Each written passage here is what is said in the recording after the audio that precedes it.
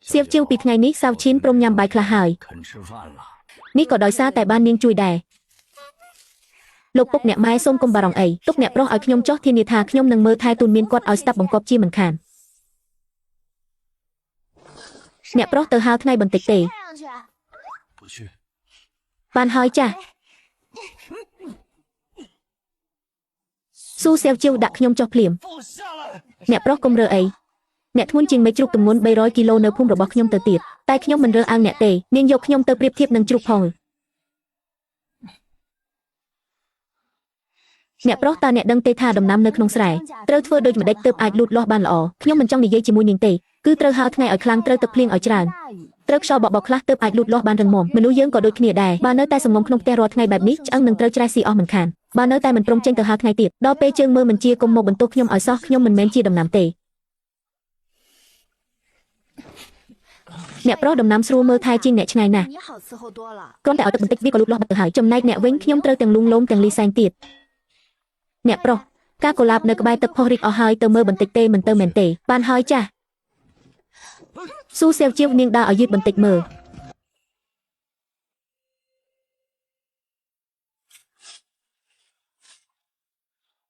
អូហូអ្នកប្រុសធំត្រកូលគូនៅតែពិការដេកលើទិសទៀត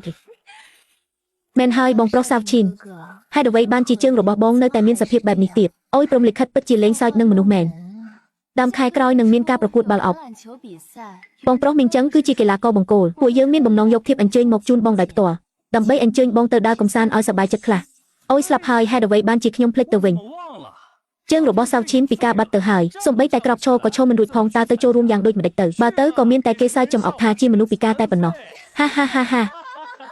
សុំទោសផងណាសាវឈីនខ្ញុំនិយាយស្ដីមិនបានប្រុងប្រយ័ត្នបន្តិចមែនបងប្រុសសាវឈីនបងក៏មិនអាចបន្ទោសខ្ញុំដែលសុំផ្ដាច់ពាក្យនោះដែរពេលនេះជើងរបស់បងពិការបាត់ទៅហើយមិនអាចឲ្យខ្ញុំចំណាយពេលមួយជីវិតដើម្បីមើលថែមនុស្សពិការម្នាក់នោះទេខ្ញុំសូមបែកពីបងវាជារឿងធម្មតារបស់មនុស្សលោកទេបងប្រកាសជាយល់ពីចិត្តខ្ញុំមែនទេអ្នកប្រុសរបស់ខ្ញុំមិនមែនជាមនុស្សដែលពួកឯងអាចមកធ្វើបាបតាមចិត្តបានឡើយពួកឯងស្មានថាខ្លួនឯងជាស្អីទៅហ៊ានមកធ្វើបាបអ្នកប្រុសនៅចំពោះមុខខ្ញុំផងថ្ងៃនេះនឹងឲ្យពួកឯងបានស្គាល់នៅមហិទ្ធិរបស់ជាប់កាប់នៅក្នុងដៃរបស់លោកស្រីម្នាក់នេះតែត្រៀមទុកសម្រាប់កម្ចាត់ពួកមាត់អាក្រក់ដូចជាពួកឯង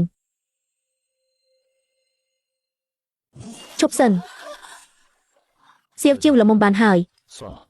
ឲ្យពួកគេទៅចុះអ្នកប្រុសពួកគេជិះសេះលែងដៃលើក្បាលអ្នកប្រុសទៅហើយអ្នកប្រុសនៅតែចង់អត់ធ្មត់ទៀតបានហើយអ្នកប្រុសគឺជាចៅ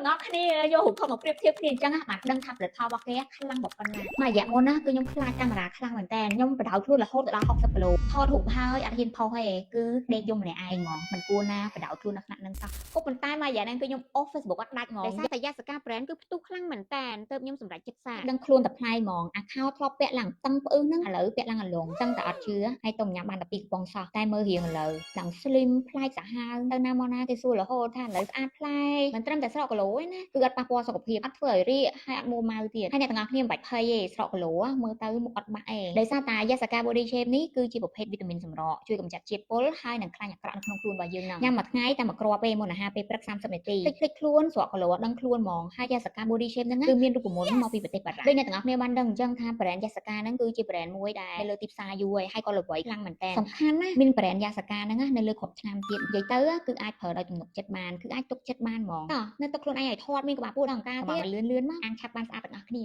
វាយអ្នកប្រុសជាអ្នកសម្រេចចុះទឹកទំនិញឬយ៉ាងណាអ្នកប្រុសធំត្រកូលគូអាចពឹងផ្អែកបានតែលើក្មេងស្រីអ្នកស្រែដែលជាអ្នកជួម្នាក់ប៉ុណ្ណោះពិតជាគួរឲ្យអាណិតណាស់បងប្រុសយន្តចិនពេលនេះគេគឺជាមនុស្សពិការដែលសំបីតែក្រោកឈរក៏ឈរមិនរួចផងតើអ្នកចង់ឲ្យគេដៃយ៉ាងដូចម្ដេចទៅហាហាហាហាមកនេះមកគូសាវថឹងកាលពីមុនអ្នកមិនមែនជាអ្នកលេងកីឡាបាល់អុកដ៏ល្បីល្បាញប្រចាំទីក្រុងទេលអីបើមានសមត្ថភាពក្រោកឈរមកបុកខ្ញុំមកមើលមួយជីវិតនេះតើអ្នកនៅអាចរត់រួចទៀតដែរទេហាហាហាហាហារឿងខ្លះអាចអត់ធ្មត់បានតែរឿងខ្លះមិនអាចអត់ធ្មត់បានឡើយចង់ឲ្យអ្នកប្រុសរបស់ខ្ញុំទាត់អ្នកមែនទេអាមនុស្សថោកទាបឯងចាំមើលចុះថ្ងៃនេះលោកស្រីម្នាក់នេះនឹងបំពេញបំណងឲ្យឯងស៊ូសៀវឈីវនាងឈួតរឿងអីហ្នឹងតាក់ខ្ញុំចុះភ្លាមអ្នកប្រុសកម្រើកជើងមិនបានមែនទេ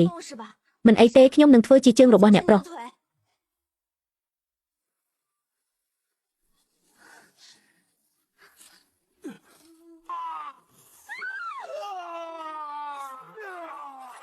អ្នកប្រុសពេលនេះបាននៅចិត្តគ្នាហើយស្រួលខ្លួនហើយមែនទេ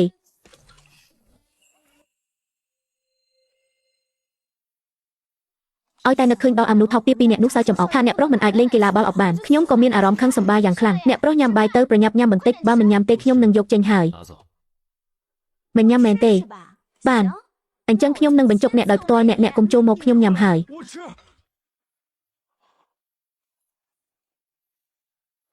អ្នកប្រុសញ៉ាំឆ្អែតហើយមែនទេតោះទៅថ្ងៃនេះគឺជាថ្ងៃប្រកួតកីឡាបាល់អុកតោះខ្ញុំនឹងនាំអ្នកទៅកំទេចទីលានប្រកួតអូមិនមែនទេនាំអ្នកទៅដើរលេងឲ្យធូរស្បើយក្នុងចិត្តខ្ញុំមិនទៅទេស្ថានភាពរបស់ខ្ញុំបែបនេះតើឲ្យទៅយ៉ាងដូចម្ដេចអ្នកចង់ឲ្យខ្ញុំទៅឲ្យលូយុនស៊ឺនិងពួកនោះសើចំអកដាក់មែនទេអ្នកប្រុសអ្នកកុំលើកដំកើងអ្នកអតីហើយមកបង្អាប់កិត្តិយសខ្លួនឯងបែបនេះអីទៅធ្វើជាអ្នកចាំទីក៏នៅតែល្អជាងនៅសំងំក្នុងផ្ទះដែរបើមិនកើតមែនទេខ្ញុំនឹងចូលលេងជំនួសអ្នកមិនអាចយល់ព្រមឡើយ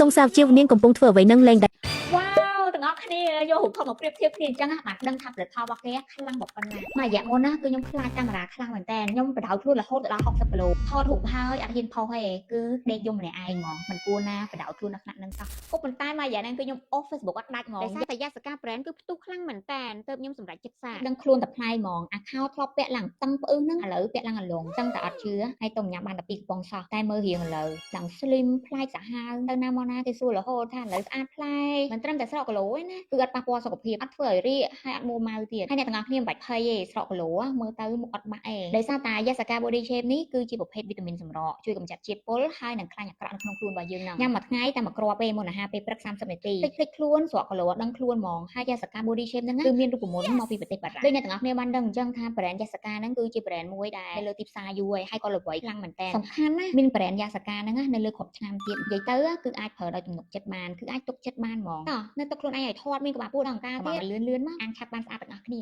ហើយភ្លាមអ្នកប្រុសអង្គុយឲ្យជាប់ពួកយើងចេញដំណើរហើយ